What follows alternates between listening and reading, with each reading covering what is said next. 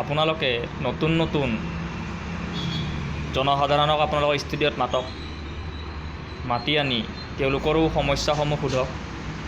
কেৱল সেই একেখিনি মানুহক মাতি আনি অসুবিধা আমাৰো হয় ন। আমি আৰুতো সদায় সদায় একেজন মানুহক চাই থাকিম, এই ৰিচাৰ্জটোতো সেইটো কাৰণে কৰা নাই আমি। আৰু তেনেকৈ পেনেলত মাতি আনি এই তৰ্ক বিতৰ্ক অমুক তমুক কোনো লাভদায়ক হোৱাই নাই আজিলৈকে। শিকিব লগা তাৰ পৰা একোৱেই পোৱা নাই মানুহে। মানে কি শিকিছে মানুহে? একো শিকা নাই।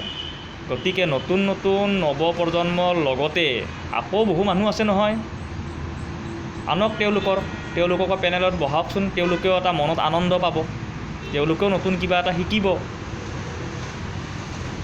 গতিকে আপোনালোকে যদি সেই মানুহখিনিক যদি সুবিধা নিদিয়ে, কেৱল এই অমুকে আহক তমুকে আহক, এই মুখপাত্ৰ আহক তমুকৰ মুখপাত্ৰ আহক, আমাৰ এজন সমাজকৰ্মী, এই পৃথিৱীত সকলোৱে সমাজকৰ্মী, ইয়াতে পৃথিৱীত সকলোৱে সমাজৰে কাম কৰিব আহিছে, মাতকচোন তেওঁলোককো। মোৰ এটা অনুৰোধ।